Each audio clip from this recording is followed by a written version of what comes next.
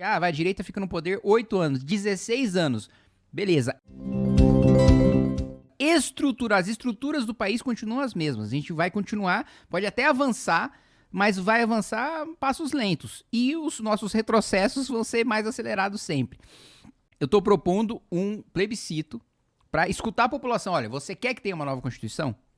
Eu acho Primeiro que tu vai ter que explicar pra todo mundo que porra é essa, né, eu acho. primeiro, não, eu acho o seguinte, como Porque teve parece um papo meio golpista pra um cara que é leigo pra caralho, tá ligado? Pro cara que quer mudar a Constituição, mano. Porque geralmente, porra, então o cara rasgou a Constituição nessa porra, que não sei o quê. Primeiro pro cidadão comum, ele nem entende dele o que é um golpe, né? Pra ele achar isso golpista. Mas eu acho que a ideia geral de que, olha, as nossas leis são lixo, elas não funcionam e a gente precisa recomeçar do zero, não é uma ideia muito complexa de se passar.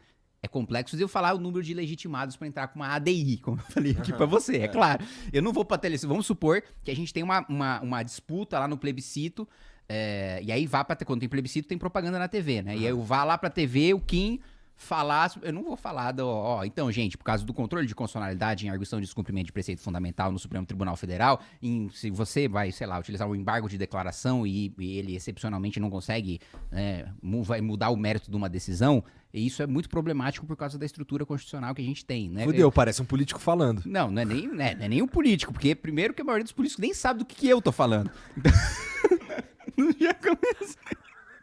Que coisa. Entendi, mas então, tá bom, um plebiscito. Mas tá bom, vai lá, plebiscito. Então eu não iria pra televisão falar isso, eu iria falar, olha pra saúde, você acha que a saúde tá boa? Olha pra educação, você acha que a educação tá boa? Olha pra segurança, você acha que a segurança tá boa? Veja, não é coincidência que você olha pra qualquer setor e nem você olha pra economia, você acha que a economia vai... Não é coincidência que você olha pra qualquer setor e não funciona. Não é que tem um ponto errado, não é que tem um ministro que tá administrando errado. Todo o sistema tá errado. Então, eu acho que o pontapé inicial é suscitar esse debate. E outro debate que eu estou levantando, que também precisaria de uma nova Constituição, porque é cláusula pétrea, é ter prisão perpétua e pena de morte. Que também, junto nesse plebiscito, eu colocaria a pergunta, nessa nova Constituição, você concorda que ela deveria ter pena de morte? Você concorda que ela deveria ter prisão perpétua?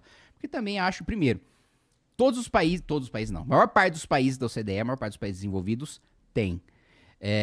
Mas é óbvio que não é porque a maioria dos desenvolvidos tem que necessariamente a gente tem que refletir isso aqui. Aí eu trago um estudo daqui para fazer a defesa de pena de morte e de prisão perpétua. Prisão perpétua me parece faz esse sentido. Agora, pena de morte eu tenho um pouco de cagaço. Não porque eu vou me colocar nessa posição. Mas eu tenho... E se os caras erram? Vamos lá. Eu acho que precisa ter, sim, um grau de certeza. Eu acho que a gente não pode deixar a decisão para um único juiz.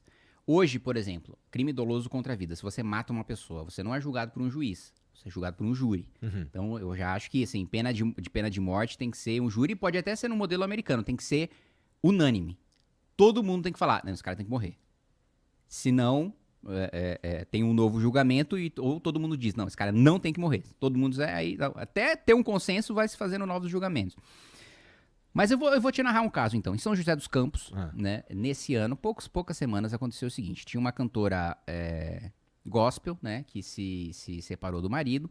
Ela tinha uma irmã e 3 filhos, né?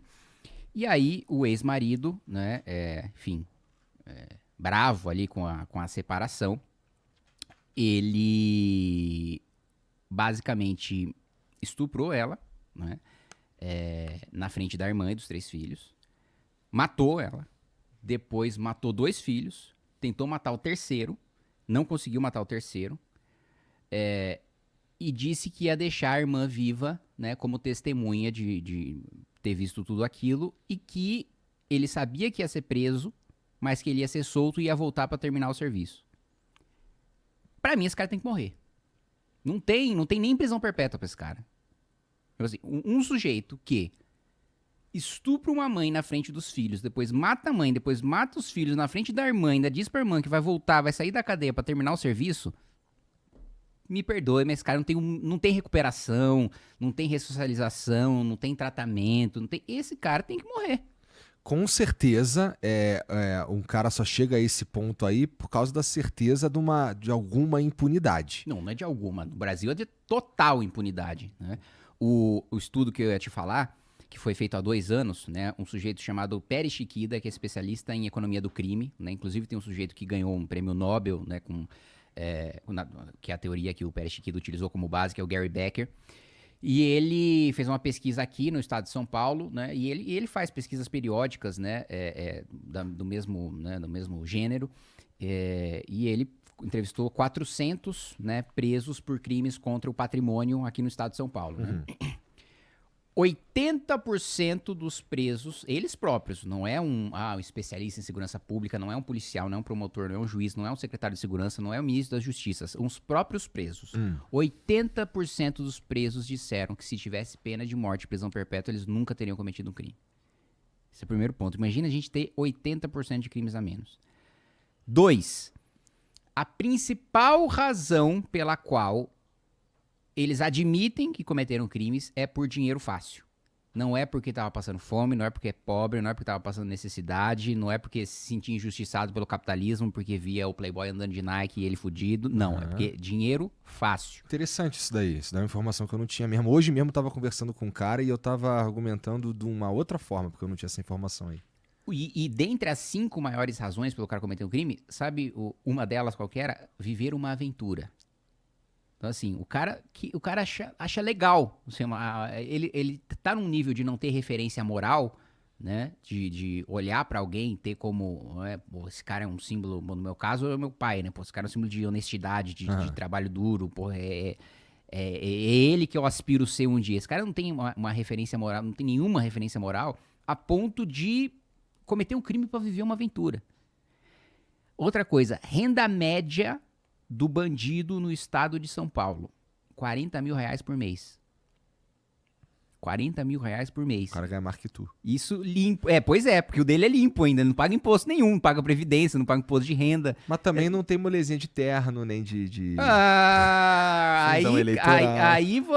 Aí você tá subestimando o crime, né? Tem muito bandido faccionado de terno, né? Inclusive bandido faccionado de terno com mandato, bandido faccionado de terno juiz, bandido faccionado de terno promotor, bandido faccionado de terno advogado, enfim. É verdade. Então, assim, tem uma razão, primeiro, a questão da economia do crime, né? Vale a pena. Porque a chance de você abrir uma padaria e em 5 anos você não ter falido é, sei lá, 20%. A chance de você cometer um assalto e nunca descobrirem que foi você é de 98%. De não descobrirem, tá? Eu não tô falando que os 2% são presos. Eu tô falando que os 2% a polícia identificou que foram eles. Eu nem sei depois se o promotor denunciou, se ele virou réu, se ele foi condenado, se ele fugiu, se ele foi preso, se transitou em julgado, se ele foi preso preventivamente. Não tô nem falando que os 2% são presos, tô falando que os 2% são descobertos. Que é o número que a gente tem de crime contra o patrimônio. E isso ainda a gente pega o Sudeste, que a Secretaria de Segurança Pública tem dados, né? Se você vai pra frente, é pior ainda. Entendi. Então, assim, é certeza da impunidade, é muito dinheiro, é dinheiro fácil e não tem referência moral. Entendi.